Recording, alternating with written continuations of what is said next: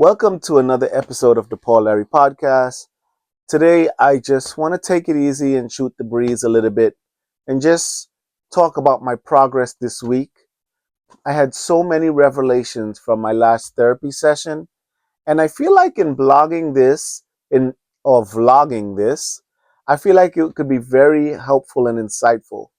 And one of the things my therapist did in the last session, I just thought it was like amazing. She just allowed me, we spoke about a situation that occurred, and she allowed me to sit in that feeling, right? And she's allowing me to sort of rewrite the story in my brain and in my body. And what I mean about rewrite the story, the events of the stories didn't change. But now, as a 46-year-old man who has a family, a wife, is not in the same situations as I was when I was a child during my childhood trauma, somehow my body is still connected to those feelings. And then it comes up in different situations where I'm so triggered and I have no control. And when I mean I have no control, like I can't just lose the feelings. It takes over my body. And we spoke of the situation, and she allowed me to allow the feelings of that situation to just kind of come over me. And as I sat there, I had to tie those feelings to familiar feelings that I had in the past, right? And those familiar feelings were other situations where it happened and happened. And the more I just kept processing it. And she left me like to just process it. And I felt like my body was fighting it, where I just couldn't get the memories out. And it was a block. And then there came a time where she just left me in silence, where I just sort of, it was crazy. I just like, and as I relaxed, there were things coming back to me that I completely forgot about. And those familiar feelings came back in a way that was like, it was crazy. It was, it was stuff that occurred that ignite the feeling. And I know you're listening to this podcast and you're like, what is he talking about? Well, let me tell you. So when I was young, my earliest memories was a lot of trauma and a lot of violence. And I am not going to allow myself to disassociate and go back, because that I have to leave for my therapist and process that with her. Um, right. But in this vlog and for this podcast, I could tell you that what I discovered in the last session was that I was an object in the room. It means that I was in the room at a lot of violence taking place in my presence. Now, I was so young, right? So I don't know if I was 5, 6. I don't know the age. I know I was so young. And because it was so violent, it was almost as if I was at an out of body experience where I was there and I observed everything that was going on. Sympathetic to the people that were person that was being abused, um, confused at the monster that's doing the abusing. And I say monster because that at that time, that's what the abuser was, right? Um, and being in the environment of that at such a young age without the understanding of, well, why is this happening? Or, without that rationing thought and that rationing mind, you don't know. So all I could have done was been like an object. I might as well have been a plant pot sitting there, right? And while that was going on now, right, what happened is I detached from my body to observe everyone else's anger, pain. It's no wonder why my entire life I'm such an empath, where I take on everybody else's pain situation. I am the brother, uncle, cousin, friend that will leave everything to help take on everybody's pain. Anyone could call me for advice and I would listen. But I would take on so much that I detach from myself and I take on their issues and their problems and the stuff they're going on.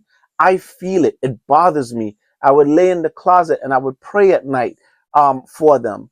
And what I realized is that started so early in childhood, the detachment of my own feelings. And here's the problem.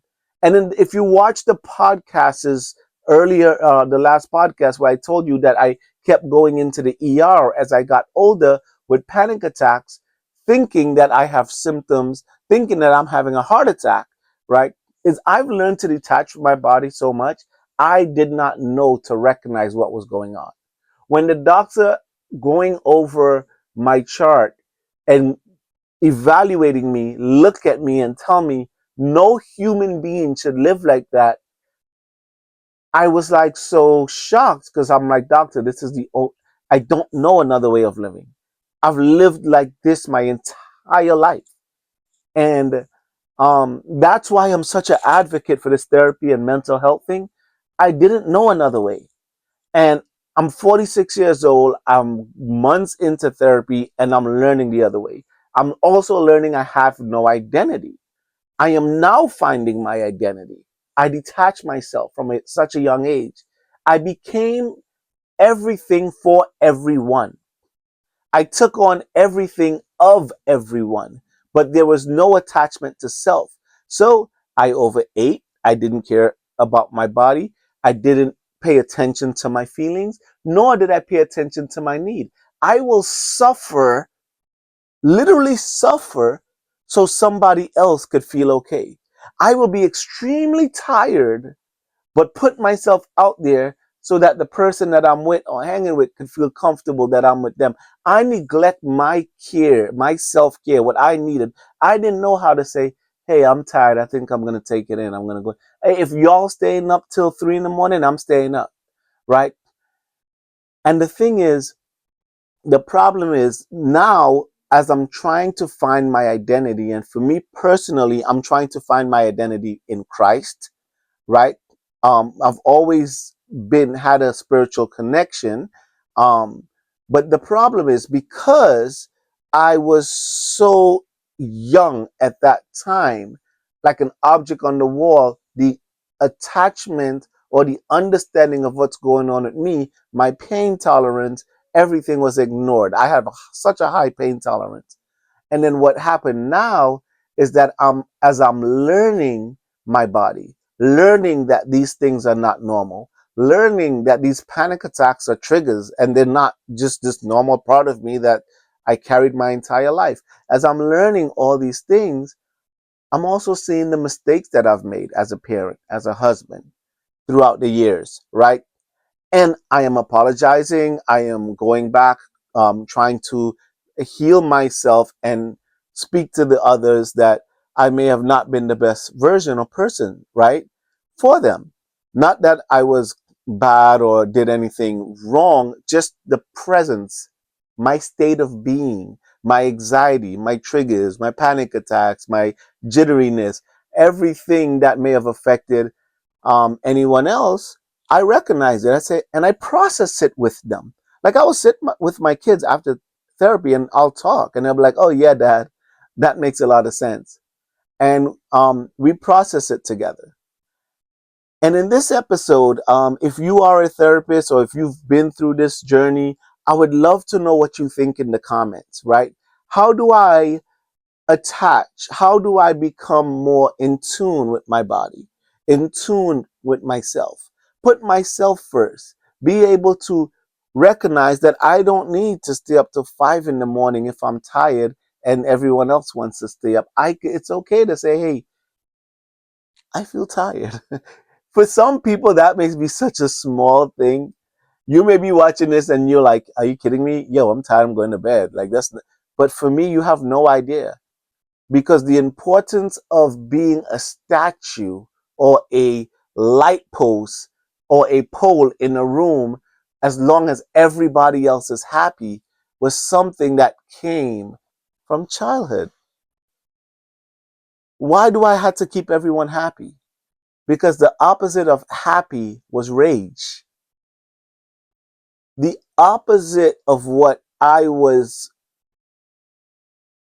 not born, because it was a time where maybe 5, 6 years old, that time of just confusion, when happiness wasn't in the room, it was rage. So I've learned to people please, right?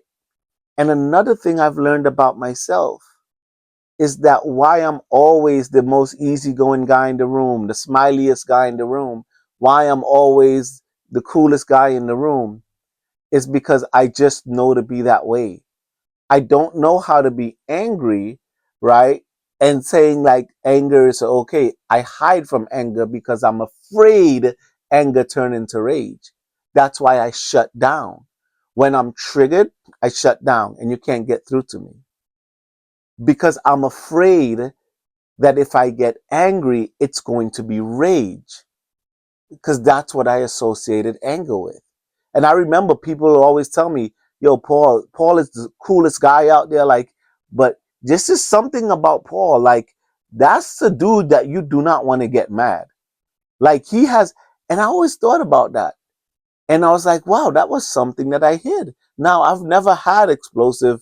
I've been so the opposite of what I've seen growing up that I've never had that. But I think I've protected myself from that. That I never allow listen to me, I never allow myself to get truly angry because of the fear of what I thought anger was. Remember, anger is an emotion. It's okay to get angry. It's okay to get angry at certain things. But I always associated anger with rage because that's what I knew. That's what I saw. So I never allow myself. So what happens is because I blocked that emotion of anger, it turned into anxiety. It turned into fear. And I didn't allow anger to be an emotion for me. And when I felt it, I don't know how to describe this. If you're a therapist out there, you can help me. I'll process it with minds. But I felt like I did not, I was so afraid of allowing that emotion to be something in me because I was afraid that it will be rage.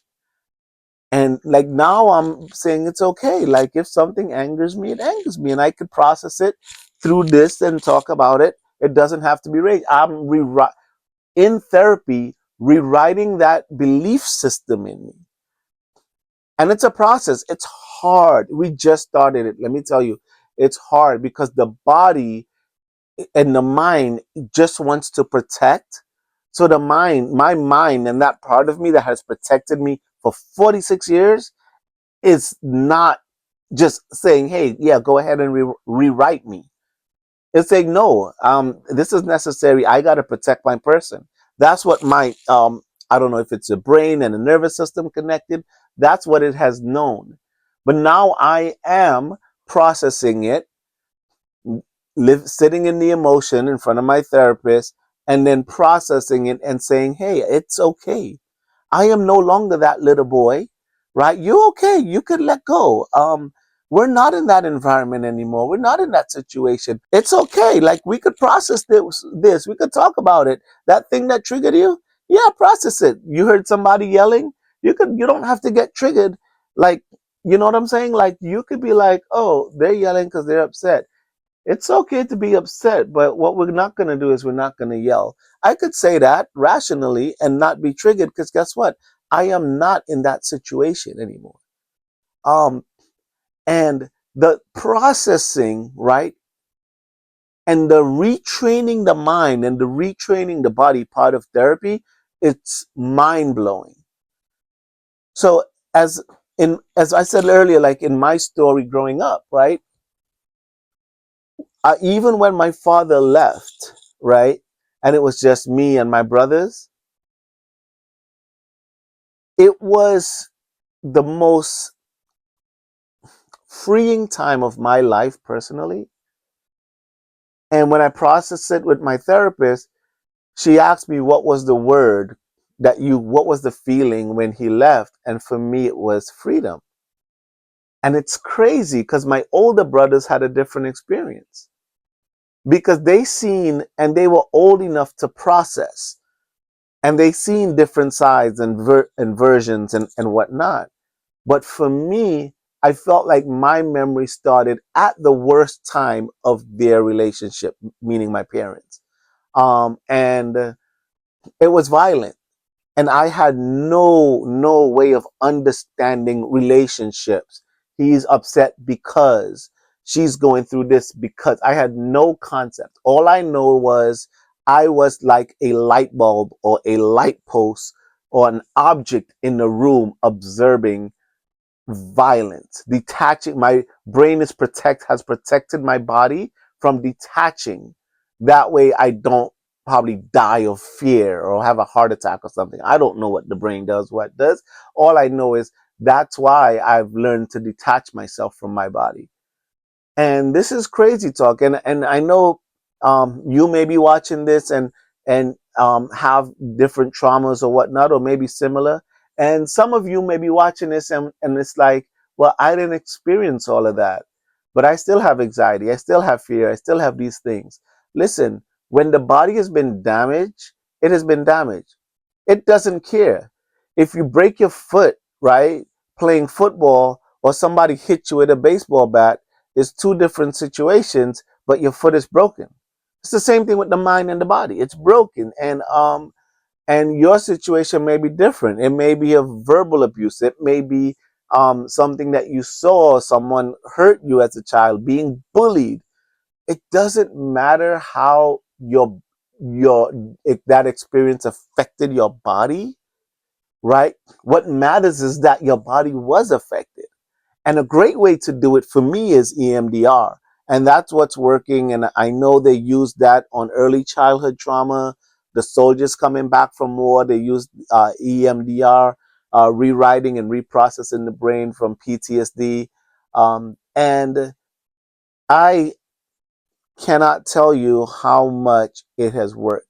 And also, if you've ever tried it and felt like there's been blockages and you just can't get those memories back, a lot of times it's your mind or your body um, not allowing it, and it's just like a wall. It's been taking me a while. Literally, there are things that came back to me that I didn't know was there. And you may ask, well, why would you want to bring back those memories? Well, the problem is the feelings that are tied to those memories is still there. There's a book called The Body Keeps the Score, right? And it talks about just that, right? The body still remembers. So although your mind blocked it out, or it may have been an early childhood memory, um, you may say, why go back and pull that up?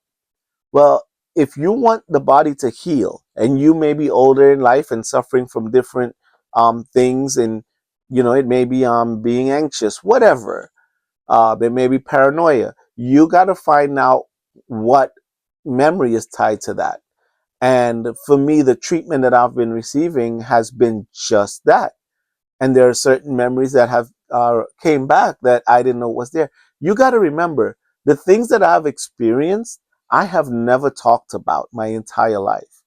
I'm literally talking about it now with my therapist, and here I am on a podcast, talking about it. And it's crazy, and it's freeing, and I'm like, and trying to even understand, why am I even doing this podcast? And I don't know, I just feel it's a call. I just feel like it's a purpose. I saw a post, and this one guy was like, stop posting your content and post your purpose.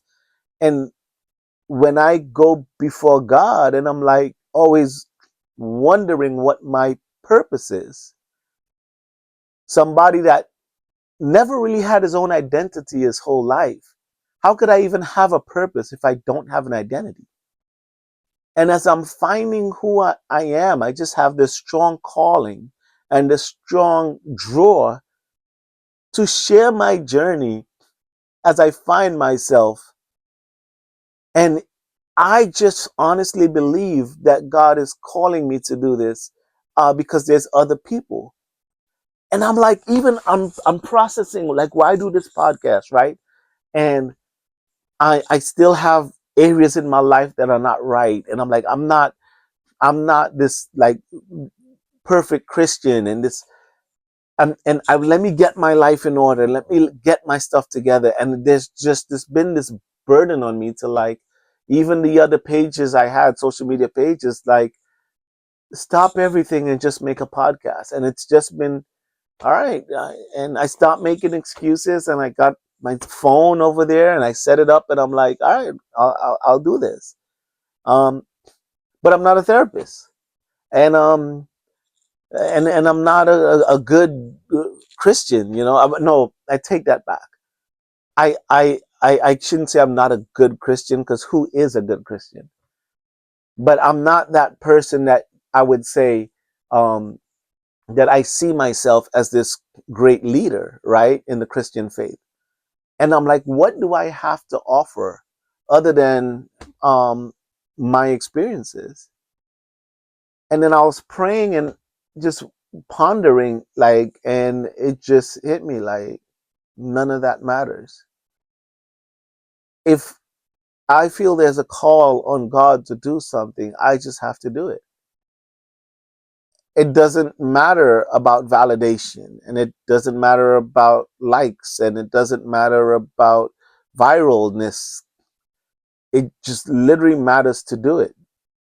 It matters that one mother or brother, sister or father gets their hand on this podcast, and their kids are not abused because of it. And the generations under them and their lineage and that family, and there's healing that came about because of my story. And I was so humbled by just that very thought, that who am I to question that call? Like, why are you doing this? And and on the board, I would try to write be very organized, and write the episodes and the subjects and what I'm gonna do. And tonight, I'm like, I didn't have anything prepared, and I just felt led to turn the camera on and speak. I don't have a script tonight. I don't have anything prepared. I don't have nothing for you other than turn the camera on and speak and say whatever God puts on your heart. And it's so uncomfortable to do that, because the way my mind works, I, it gets a little crazy and overwhelming, and I have to have structure. That's how I function. I cannot function if there's no structure. But the calling I have to be led to just get on this camera and just talk, man, and just say, yo, it's it's coming out of the communities I came out of. From I was born and raised in Trinidad and Tobago, so my name is Paul Larry. I was born in Trinidad and Tobago, from the Caribbean, and let me tell you something, man. Our community, Caribbean people, Jamaicans, Trinis, Guyanese, you name it, like this whole therapy thing. This whole thing is like, we always, how I grew up. So for the crazy people, the crazy people, and you just deal with what you deal with. Deal the hands life give you. And I feel like we live in a state of survival so long that therapy is not an option. And you know what I'm realizing? When you live in a state of survival for so long, you say, like, therapy is not an option because I'm surviving, right? And we say one day when the money is right and things change and the kids, maybe I'll go seek help. Yo, that's the worst. That's the wrong mindset. I'm so glad I decided not to just jump into it. Because you know why? I realize you have put everything else and put yourself last. Well, let me get my money right. Let me get the kids. And that's why we're stuck in that rut. And when you say, okay, you know what? Everything will benefit if I'm healed. The money will get right. The kids will have a better parent. My spouse will have a better spouse if I get healed. So now I started to look at prioritizing myself first, meaning if I have to pay out of pocket for therapy, I could cut Netflix. I could stop getting Starbucks coffees or Dunkin' Donuts. Like, I will find room in the budget to make it happen, because it's that myself is that important. And that's what I'm trying to say. Like, put yourself first and that healing. And those of you who don't understand, like, I know I need therapy, but not right now. Find a way. You find a way to do. We got Netflix, right? We have all these different things. You could find a way, even if you could afford one session a month, and then work your way to two a month. Like, find a way to do it. Whatever you have to do, make yourself the priority in healing, and watch everything around you change. I've lost 20 pounds. No desire to, I thought I was done. Like, seriously. Since I started therapy, all of a sudden I have, in the months leading up, I just have this desire to lose weight. Like, as my brain is getting healthy, things are starting to fall in place. I'm like putting things together more organized. Um, and you will just see like this huge difference, right? And this huge change. And you may say, well, Paul, like, okay, well, what does that look like, therapy? Like, it's going to look different for everybody.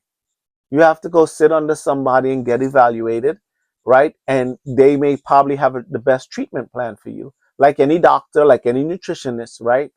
Um, and I'm going to be an advocate. And this podcast, I already have a vision for it, right? It's not just going to be therapy talk. I'm gonna have news articles. I want to make it light. I want to have guests. I feel like God has given me a vision for it. But right now, this is where I'm at. This is the call, and this is what I'm doing. And as we grow, I'm inviting you, the community, to come join me, and come join this podcast through sharing, subscribing, commenting. Um, Even if you want to come on as a guest, I have a way to do like Zoom calls and we can have a discussion. There are things that you may know or see in me that you've probably already walked.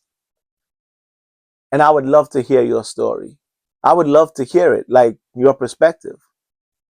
All right. I'll give you another perspective, right? I'm the middle child out of 7, right?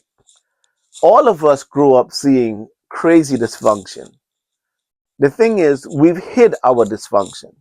So the reason why none of us talked about our dysfunction is because we hid it. We hid it from everyone. Our dysfunction stayed within the house. Now, I'm sure people saw from the outside, but I guarantee you, they did not see the level and the extent of it, right? And um, hiding it, right, also kept us from talking about it amongst ourselves. It it is what it is. It was life. It's life stories. It's life journeys, right? We became adults. We never talked about it. And let me just say this, right? Because when you're hearing me talk about these things, I'll call the elephant in the room. I'm talking about my father, my parents, and their relationship. But the crazy thing about everything I'm saying is I have no hatred, remorse, or unforgiveness towards my father. I was just born into things that were not fortunate and seen a lot of things growing up that wasn't fortunate. But I also understand that he was a broken man. And as I am getting healing, your compassion for others to still say what they did was not right and what they did was wrong.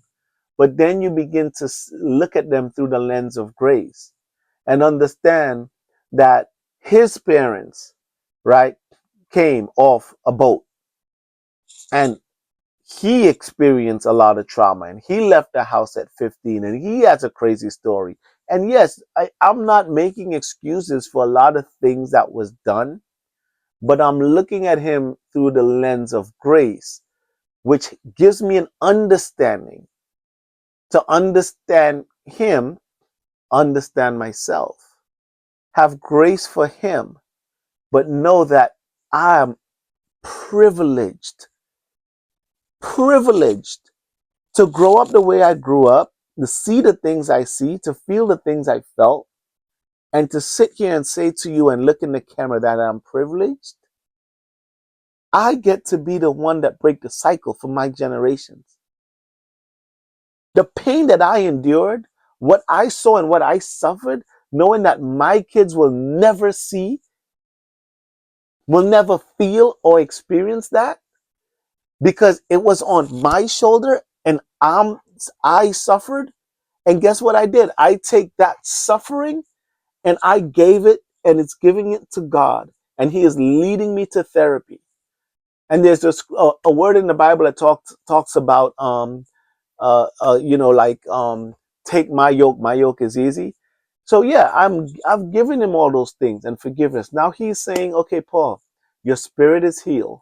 Your mind and your heart is in a place of forgiveness. Now let me walk you through the healing of the body. And when I had that willingness to humble myself and say healing of the body, he has led me into a beautiful, beautiful, beautiful therapist that has been working so diligent with me. And with the PTSD and the EMDR, I've been finding who I am. The Paul Larry podcast is literally me owning my name. I've never, ever, ever, ever liked my name, Larry. I hated it. Look, listen, I grew up in the hood, so they used to call me P, right? And one day they was like, yo, P, what's your middle name? And I was like, Larry. And it was like, Lair, hey, Lair, right? And it was like, uh, even in my household, right? Larry. So I've never liked the name Larry. And in this journey, I started researching my name. I was actually named after the a gentleman who my dad was saved under. His name was Larry Alsett. He was a missionary from Canada that came to the West Indies and came to Trinidad and began discipling a lot of the locals there and created this great, great, great movement that went through all the Caribbean islands in Trinidad, uh, Grenada, you name it, right? And it's the Pentecostal something something of the West Indies, I don't know. But this man, my father gave him the rights to name me, and he named me after him. His name was Larry Alsett. He named me Paul Larry. As I begin to own my identity and be proud of who I am and who God has created and my name, I tied it back to somebody who millions of lives, when I say millions, because you're talking about their kids and their kids and their kids, kids, kids, kids, and the spread was affected by a missionary from Canada whose name was Larry. So I'm like looking at myself as so insignificant. Early in this podcast, like a lamp, like a piece of, like an object. And God is saying to me, I've never meant or created you to be a piece of object, Paul Larry. So no matter what your story is, right? No matter what your situation is, who are you? What's in you? What have you been suppressing? Is the traumas and the pain and the surviving and the bills and the family that just clutters your mind and your existence and the 9 to 5 and the waking up? Find 30 minutes a day to sit outside. 30 minutes a day. Pick up the phone and call a therapist. Start processing. You Caribbean people out there, Trini, Jamaican, you name it, like our generation, you know what I'm talking about. 30s, 40s, 50s, 60s, 70s, 80s. Yeah, we strong. We don't need no crazy therapist to mind we business. We don't need therapists minding our business and getting in our business. Stop it. Stop it. Don't live the rest of your life. If you're 60 years old, don't live the rest of your life with that. You'll die in it. I'm telling you. And I'm not here trying to like talk down at y'all, but I'm saying I'm gonna be passionate about this. God has already placed things in my spirit for the church that I know that it's going to happen, and no weapon and no force is going to stop what God is going to do. Because not only have I surrendered, but even in this very moment, under the lights and this camera, I surrender, oh God, to your will for my life. For the things that I have suffered and endured,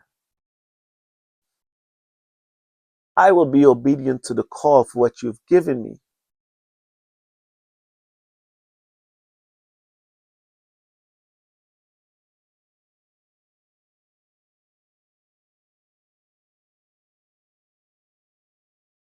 Because I don't have it figured out.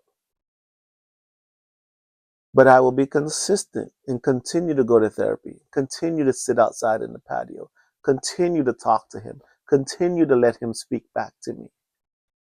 And I will continue to make small steps in making a big difference in the healing of his people. My name is Paul Larry, and this is the Paul Larry Podcast. Be blessed.